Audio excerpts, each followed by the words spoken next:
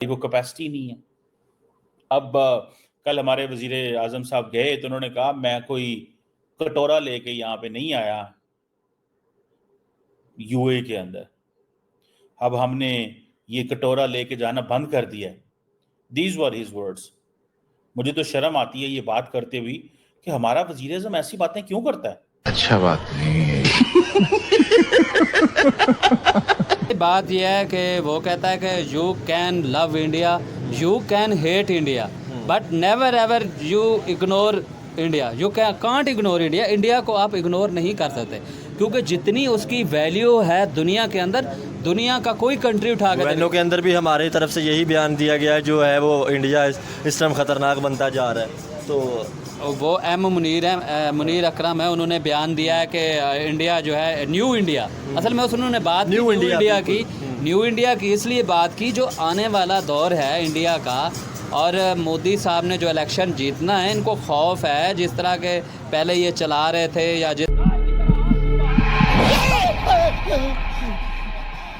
मेरा heart fail कराओगे क्या? हार्ट इस तरह वो कर रहे थे, वो इस चीज़ से तो सर हम फिर पाकिस्तान को न्यू ऐसा पाकिस्तान बना कर क्यों नहीं उसको बूस्टअप करते कि हम भी कह सकें, हमारी भी खबरें आ सकें कि न्यू पाकिस्तान जो अब बन रहा है वो जो है वो बेहतरी की तरफ जाएगा। अरे भाई समझ के बोल रहा हूँ यार, बुरा लगता है भाई, आप लोग भी जानते हो यार। जिस तरह से आप देखते हैं कि एक एक दिन में आजाद हुए, आज इंडिया की मैशत दुनिया की 5वीं बड़ी मैशत, अच्छा स्टॉक मार्केट में 5 ट्रिलियन तक पहुंच गए। अच्छा उनकी अगर बात करूं मैं जीडीपी की, तो सर वो 4-5 ट्रिलियन डॉलर की तो बात ही ना करें। उनकी एक कंपनी की हमसे जीडीपी बहुत ज्यादा है। उनकी टाटा की 400 बिलियन अरब डॉलर, हमारी कुल जीडीपी 346 अरब डॉलर है। अब ख्याल करें, उनकी एक कंपनी की, आप पूरे कंट्री की बात करते हैं। बिल्कुल सही। और वो लोग नेशनलिस्ट हैं। हाँ, बात तो सही है।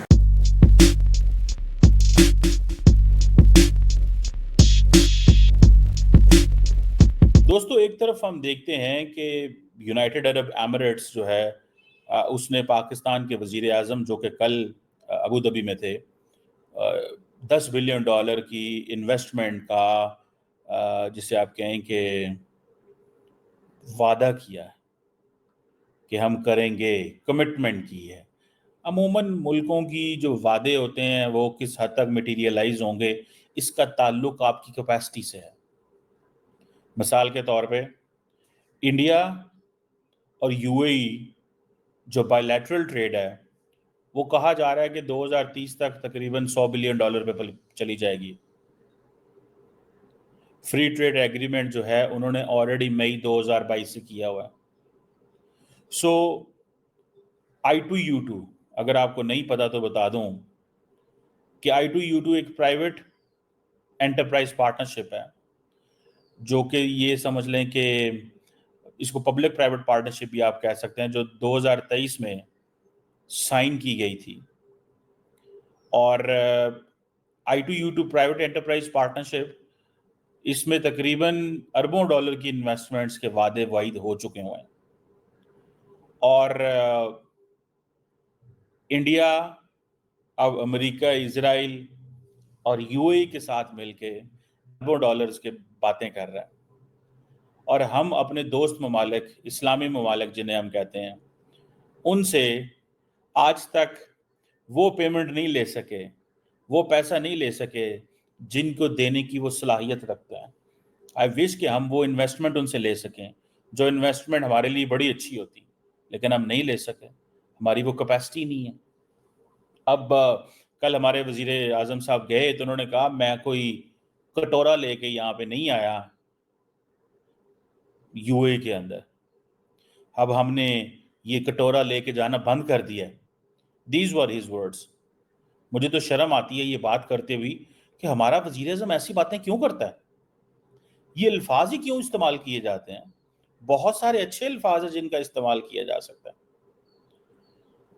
ये जो कटोरा लेके जाना बंद करना है, ये हमने नहीं किया, ये अगले मुल्कों ने हमें मना किया हुआ है कि अब हमारे पास कोई इन्वेस्टमेंट के प्लान लेके आए। इसीलिए आईटी, रीन्यूएबल एनर्जी, टूरिज्म, ये वो थोड़ा बहुत बातें कर रहे हैं, लेकिन ये तो कुछ भी नहीं है। अब सुने कि $10 अरब के प्लेजेस जो हैं, $10 अरब की इन्वेस्टमेंट की बात की गई है, जबकि सऊदी अरब जो है वो ऑलरेडी $5 अरब की इन्वेस्टमेंट की बात कर रहा है। सो ये अब हमें देखना है कि हम क्यों ये इन्वेस्टमेंट्स नहीं ले सकते, क्यों इंडिया इन्वेस्टमेंट्स ले सकता है, क्यों इंडिया $100 अरब की ट्रेड की बात जो है वो कर रहा है। और ये तकरीबन जो $100 अरब की उनकी जो बायलैटरल ट्रेड है, ये नॉन ऑयल ट्रेड होनी है। 2030 का उन्होंने टारगेट रखा हुआ है। अगर मेरी बात सुने, अगर सोशल मीडिया की खबरों को या सोशल मीडिया को बंद कर दिया जाता है, नो डाउट बहुत सी झूठ न्यूज़ भी होती हैं, लेकिन कुछ ऐसी न्यूज़ भी होती हैं सोशल मीडिया की, जैसे आपने किर्गिस्तान वाला स्टूडेंट का मसला सुना। उन्होंने फीमेल स्टूडेंट ने और मेल स्टूडेंट ने कहा कि अगर सोशल मीडिया ना होती तो शायद आज हमारी आवाज़ ही हमारी गवर्नमेंट तक ना पहुँच पाती है, शायद हमारी अब ऐसी हैं इतनी जो एक्टिव नहीं थी कि वो उन तक भी हम अपनी आवाज़ पहुँचा सकते। तो फिर ये सोशल मीडिया का बड़े फ़ायदे भी हैं। सोशल मीडिया के फ़ायदे भी हैं, और जिस तरह उन्होंने इंडिया का फ्लैग कवर अप करके जो उन्होंने अपने आप को इंडियन ज़ाहिर करके अपनी ज़िंदगियां बचाई हैं, ये बड़ी बात रही है। और दूसरा ये है कि सोशल मीडिया पे पता चला है, सोशल मीडिया में तालबात ने जो है ओपनली आके बताया कि हमारे साथ हो क्या रहा है, और हम हमारे हॉस्टलों के दरवाजे तोड़ कर जो है अंदर दाखिल हुए। बात हम कर रहे थे एमएल वली की। एमएल वली ने आज जो ठोक के बयान दिया है ना, वो असम्बली के फ्लोर पे खड़े होके, अब देखते हैं कि रियासत इसके ख़िलाफ़ क्या एक्शन लेती है।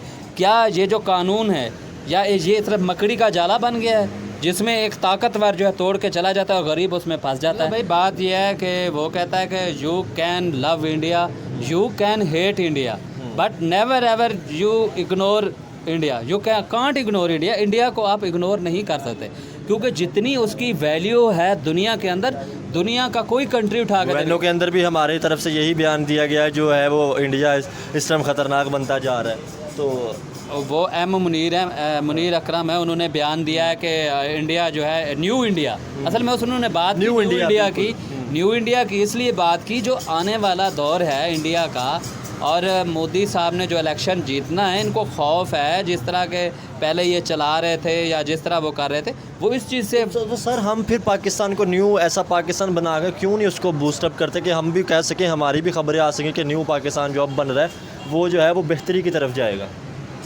एक मिनिस्टर आपका उठता है ट्रेड की बात करता है, एक फॉरेन मिनिस्टर यूएन में जाके बयान देता है कि हमें ख़तरा है और न्यू इंडिया जो है ख़तरनाक है, और वो जो है मुख्तलिफ़ ममालिक में जाकर टारगेटेड प्लान करता है, ये करता है वो करता है। एक तरफ आप ये बात करते हैं, एक तरफ आप ट्रेड की बात करते हैं। अब ये जो दोगली पॉलिसी होती है ना, इसको ख़त्म करना पड़ेगा। और दूसरी बात है तनकीद, पॉजिटिव तनकीद जो है बर्दाश्त करनी पड़ेगी। जब तक आप अपने अंदर अपनी गलतियों को नहीं तस्लीम करेंगे, आप कभी देखें जब भी हम वीडियो करते हैं तो हमारे कमेंट्स के नीचे आ रहा था कि हम ट्रेड भी नहीं चाहते, हम रिलेशन भी नहीं चाहते, ठीक है ना। तो इसका मतलब ये है कि कहीं ना कहीं तो शायद गलतियाँ हुई हैं, तो शायद फिर हमें उन गलतियों पे पर्दे की बजाय हम उन गलतियों को एक्सेप्ट करना चाहिए और नेक्स्ट टाइम वो गलतियाँ नहीं करनी चाहिए। इसी के साथ आज की मजदूरी यही खत्म करते हैं। अगर तुम्हें वीडियो पसंद आई तो लाइक मारो यार, मुझे नहीं पता, मुझे 2 मिलियन लाइक्स चाहिए, कैसे ना कैसे करके मुझे चाहिए। इतना झिला मैं कभी नहीं होऊंगा अपनी पूरी जिंदगी में जितना इसमें झिलाऊं, मुझे चाहिए ही चाहिए। तो लाइक मारो, और अगर तुम लोग नए हो तो सब्सक्राइब करो, वो जो लाल वाला बटन है उस पर फूट फेंक के मारो या फिर मोमबत्ती, मुझे नहीं पता, बस क्लिक हो जाना चाहिए। अब मैं भी जा रहा हूं, मुझे पैसों के पीछे भागना है। बाय।